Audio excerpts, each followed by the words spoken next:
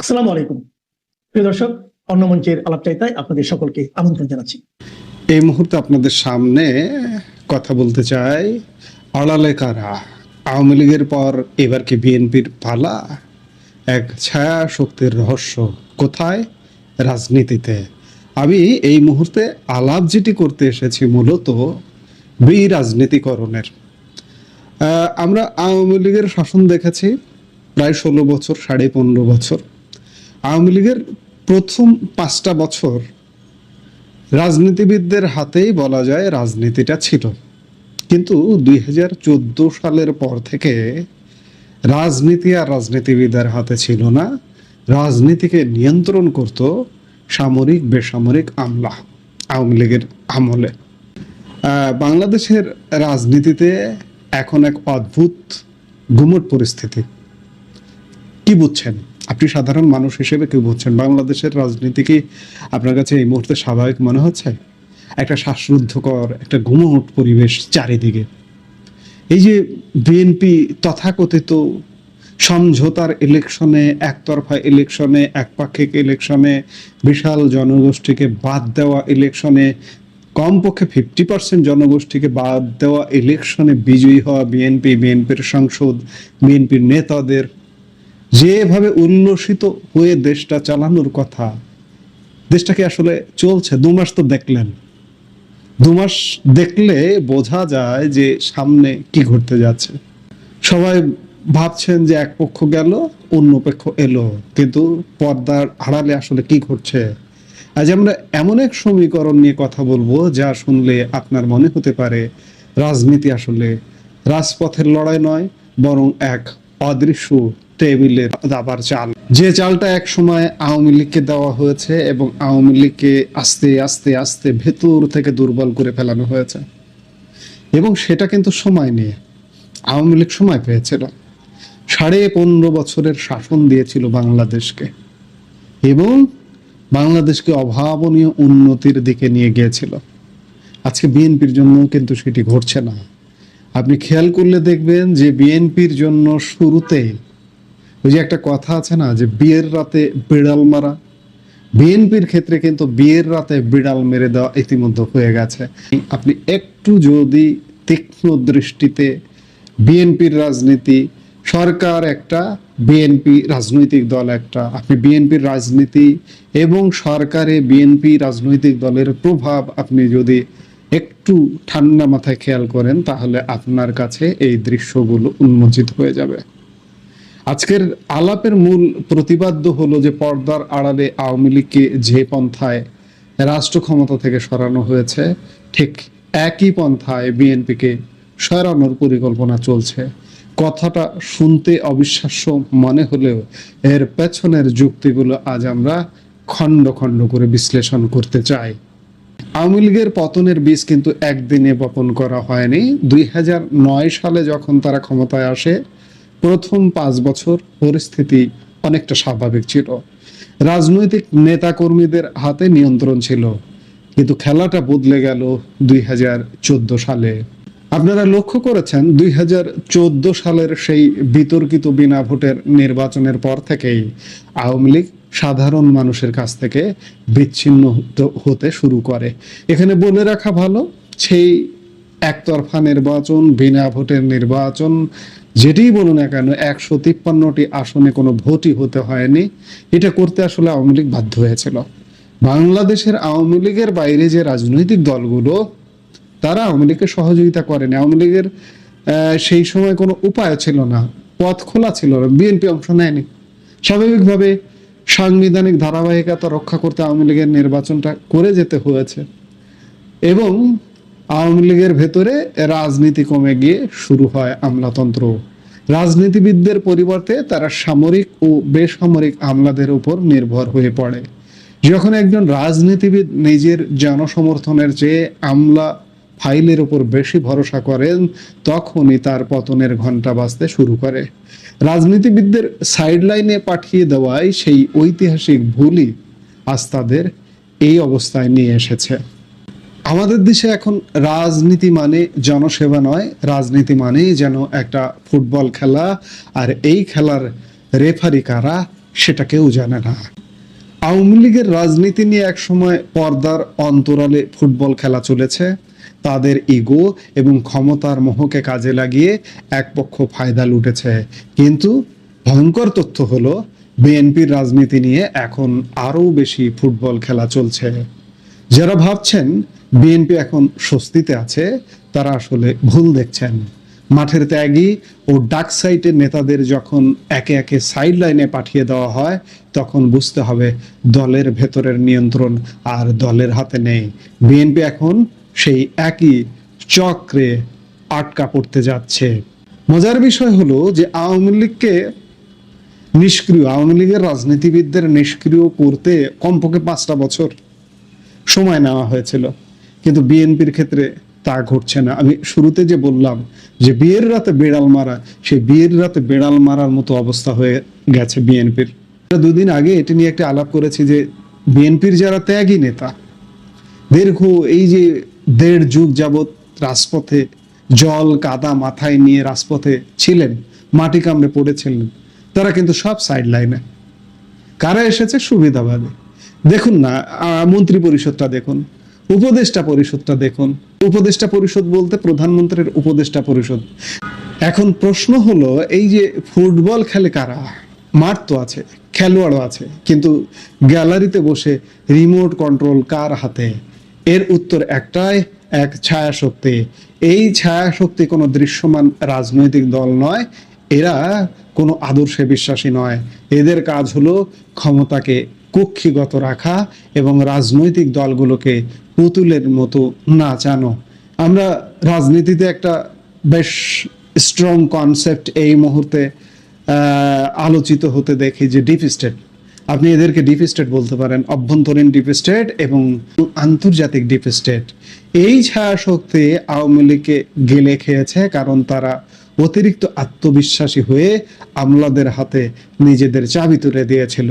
এখন একই ফর্মুলা প্রয়োগ করা হচ্ছে বিএনপির ওপর।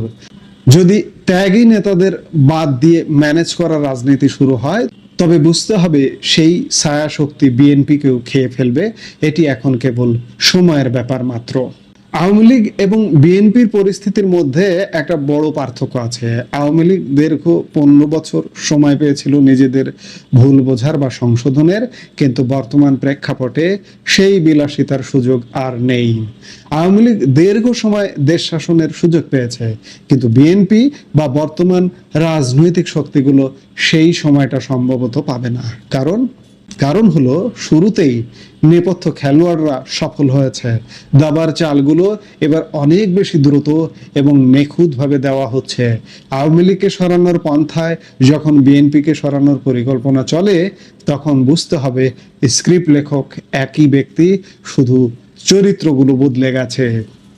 রাজনীতিতে কেউ বন্ধু নয়, কেউ শত্রু নয়, স্থায়ী কেবল স্বার্থ।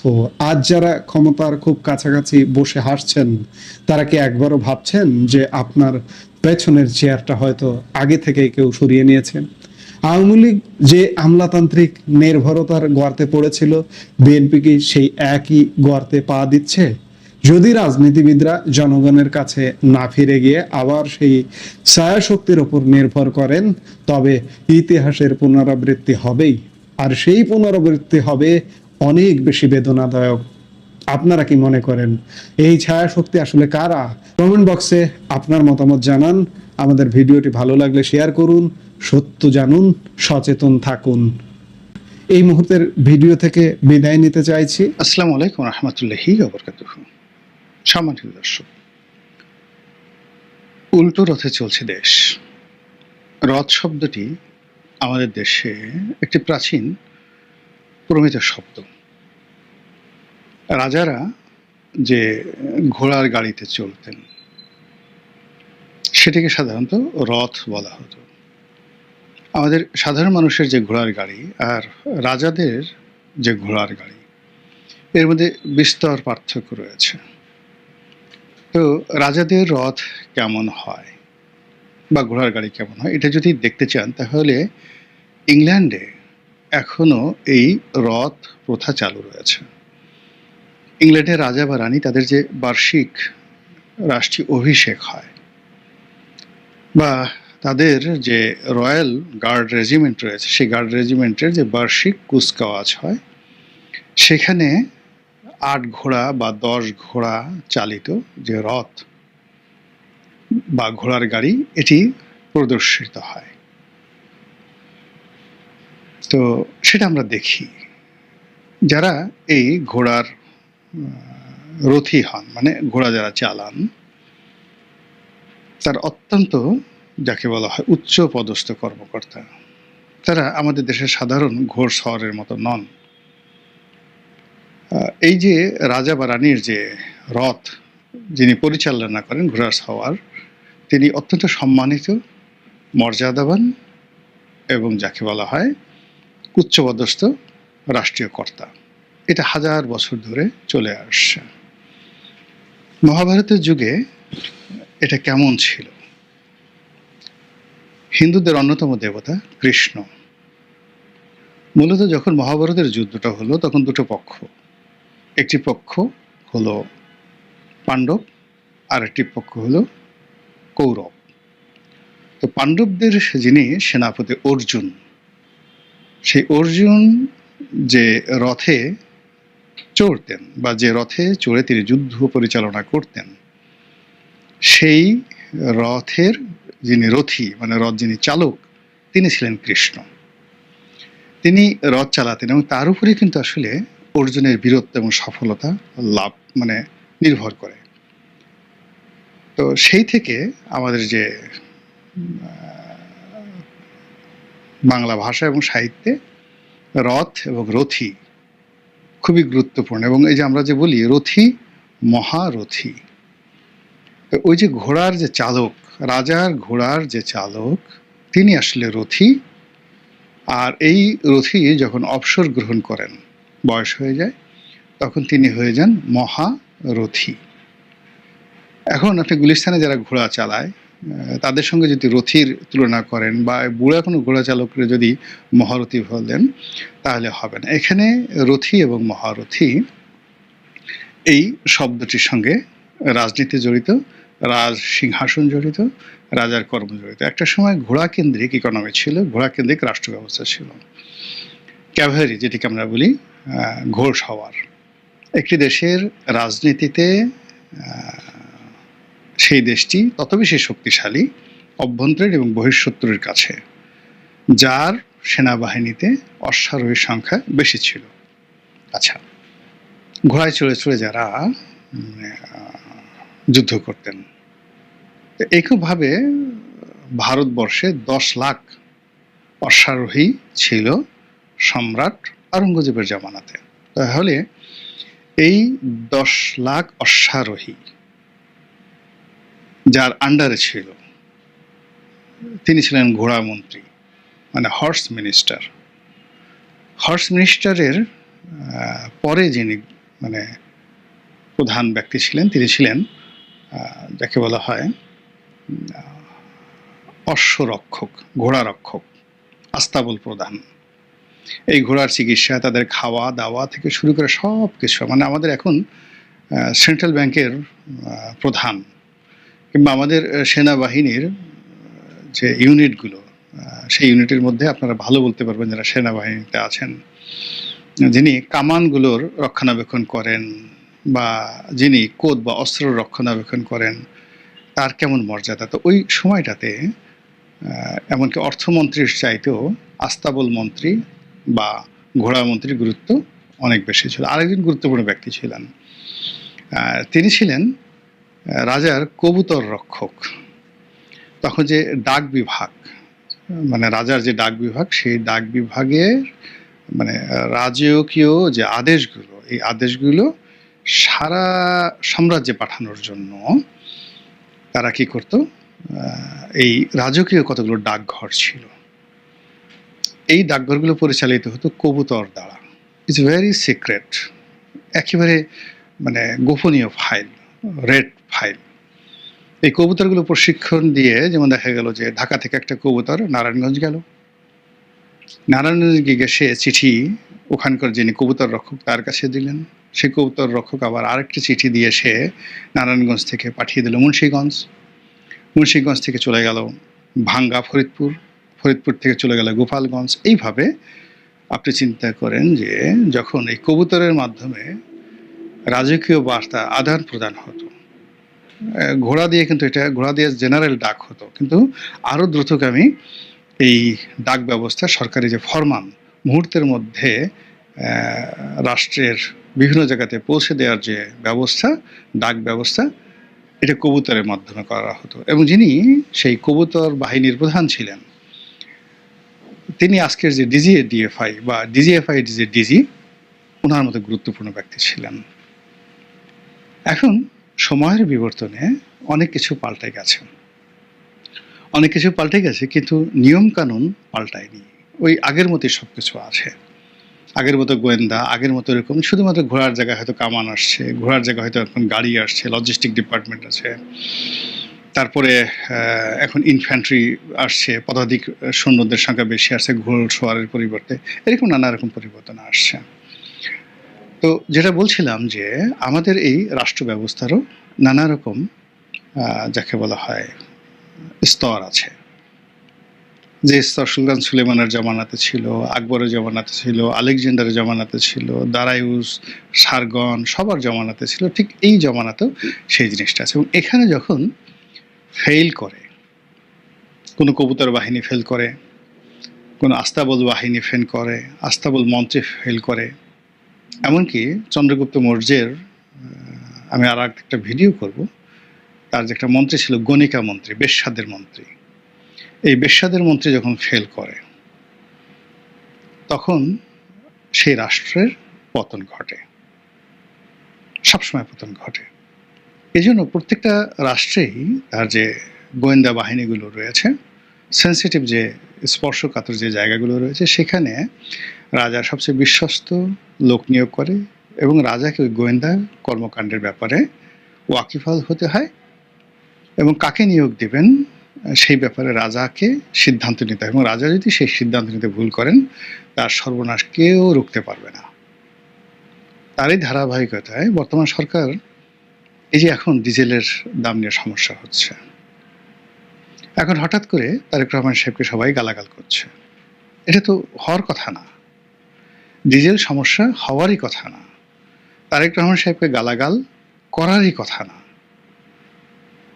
এরপর ইসলামী ব্যাংক নিয়ে যে সমস্যা হচ্ছে, বাংলাদেশ ব্যাংকের গভর্নর পরিবর্তন নিয়ে যে সমস্যা হচ্ছে, ভারতের সাথে যে সমস্যা হচ্ছে, পাকিস্তানের সাথে যে সমস্যা হচ্ছে, চীনের সাথে সমস্যা হচ্ছে, এইগুলোর প্রত্যেকটার পেছনে দেশি এবং বিদেশি চক্রান্ত রয়েছে। এবং এই চক্রান্তগুলো মোকাবেলা করার জন্য ওই আগের জমানার মতো এখনো গোয়েন্দাগিরি করবে বা গোয়েন্দাগিরি চলে, এরকম অফিস রয়েছে। যেমন ধরুন আমাদের বিদেশি দূতাবাসগুলো, প্রায় সব দূতাবাসে একজন করে মিলিটারি অ্যাটাচে থাকে, যিনি সামরিক বাহিনীর একজন প্রতিনিধি থাকেন বড় বড় রাষ্ট্রগুলোতে। এর বাইরে ডিজিএফআই, এনএসআই, এমনকি পুলিশের যে গোয়েন্দা বিভাগ, তাদেরও যে বিভাগের বিভিন্ন লোক পররাষ্ট্র মন্ত্রণালয় অ্যাটাচ থাকে এবং বিভিন্ন গুরুত্বপূর্ণ দূতাবাসে তারা কখনো কখনো রাষ্ট্রদূতের মানে ভূমিকায় পালন করে। অর্থাৎ দেখা গেল যে রাষ্ট্রদূত বা ডেপুটি অ্যাম্বাসেডার হিসেবে দায়িত্ব পালন করেন, কিন্তু মূলত ডিজিএফআই এর লোক। তো তারা প্রফেশনালি যে দায়িত্বগুলো পালন করেন, তারপরে যে তথ্য এবং উপাত্তগুলো রাজাকে দেন, সরকার প্রধানকে দেন, প্রধানমন্ত্রীকে দেন, রাষ্ট্রপ্রধানকে দেন, ওটার উপরে কিন্তু সেই রাষ্ট্রের পররাষ্ট্রনীতি, সেই রাষ্ট্রের অভ্যন্তরীণ নীতি, সেই রাষ্ট্রের অভ্যন্তরীণ রাজনীতি, সেগুলো নির্ভর করে। তো সেক্ষেত্রে আমার প্রশ্ন যে আমাদের দেশে তো এইরকম অসংখ্য গোয়েন্দা সংস্থাগুলো আছে, পুলিশে অন্তত পক্ষে 10-12টা গোয়েন্দা সংস্থা আছে, এনএসআই আছে, ডিজিএফআই আছে, এরপরে অন্যান্য যে সকল বাহিনীগুলো রয়েছে যেমন আনসার আছে, বিজিবি আছে, তাদেরও কিন্তু নিজস্ব একটা গোয়েন্দা ইউনিট আছে। তো এরপরে বাংলাদেশ ব্যাংকের একটা গোয়েন্দা ইউনিট আছে, জাতীয় রাজস্ব বোর্ডের একটা গোয়েন্দা ইউনিট আছে, দুর্নীতি দমন কমিশনের গোয়েন্দা ইউনিট আছে, এরকম অসংখ্য, মানে এই রাষ্ট্রের অন্তত 100টি গোয়েন্দা ইউনিট আছে। এখন জনাব তারেক রহমান সাহেব যিনি প্রধানমন্ত্রী হিসেবে আছেন, তিনি তাদের সবার নাম জানেন? তাদের সঙ্গে কি তার এ যাবৎকালে বৈঠক হয়েছে যে কেন ব্যাংকিং সেক্টরে এখনো সমস্যা চলছে? কেন জাতীয় রাজস্ব বোর্ডে অস্থিরতা যাচ্ছে? কেন ডক্টর মোহাম্মদ ইউনূসের জমানাতে এবং এখন পর্যন্ত মানে লক্ষ্যমাত্রা অর্জন করা তো দূরের কথা, লক্ষ্যমাত্রার ধারের কাছে যাওয়া যাচ্ছে না। এবং এই যে রাজস্ব আদায়ে যে ঘাটতি, সেই ঘাটতির ফলে কি কি আর্থিক ক্ষতি হতে পারে, কি কি ঝুঁকি তৈরি হতে পারে, এই বিষয়গুলো কি তার গোয়েন্দাদের কাছ থেকে তিনি জেনেছেন? এই বিষয়গুলো গোয়েন্দারা একভাবে বলবেন, আর বিশেষজ্ঞ যারা আছেন, অর্থনীতিবিদরা আছেন, তারা বলবেন বিপরীতটি। অর্থাৎ অর্থমন্ত্রী, অর্থ উপদেষ্টা যে সকল কথা বলবেন, তার সঙ্গে জাতীয় রাজস্ব বোর্ডের যে গোয়েন্দা ইউনিট কিংবা দুর্নীতি দমন কমিশনের যে গোয়েন্দা ইউনিট, বাংলাদেশ ব্যাংকের গোয়েন্দা ইউনিট, তাদের বক্তব্য এক হবেন। এগুলোকে কম্পাইল করার দায়িত্ব প্রধানমন্ত্রীর। এবং সেই প্রধানমন্ত্রী যদি এই কাজগুলো সুন্দরভাবে করেন, তাহলে একটা দেশ সুন্দরভাবে চলে। আর যদি সেটাই তিনি না করেন, আর্থিক বিপর্যস্ত হবে, দেশ থেকে টাকা পাচার হবে, দুর্নীতি বাড়বে, মানুষ ধরাকে সরাক জ্ঞান করবে, যে যার মতো চলবে, দ্রব্যমূল্য নিয়ন্ত্রণে থাকবে না। এরপর মানুষজন প্রধানমন্ত্রীকে গালাগালি করবে, রাজপথ উত্তপ্ত হবে, মারামারি হানাহানি কাটাকাটি হবে, মামলা মোকদ্দমা বাড়বে এবং সরকার পতন হবে। কাজেই এই যে গোয়েন্দা রিপোর্ট এটা কতটা গুরুত্বপূর্ণ, আশা করি আপনারা যারা দেখছেন তারা বুঝতে পারবেন। এবং আপনাদের মধ্যে যদি কেউ সরকার বাহাদুর যারা আছেন তাদের সঙ্গে সম্পর্ক থাকে, তারা যদি বোঝেন, দেখেন, তাহলে হয়তো আমার যে শ্রম, এই যে আমি কথাগুলো বলছি, এটা কিছুটা হলেও সফল হবে। মহান আল্লাহ আমাদের সবাইকে হেদায়েত দান করুন এবং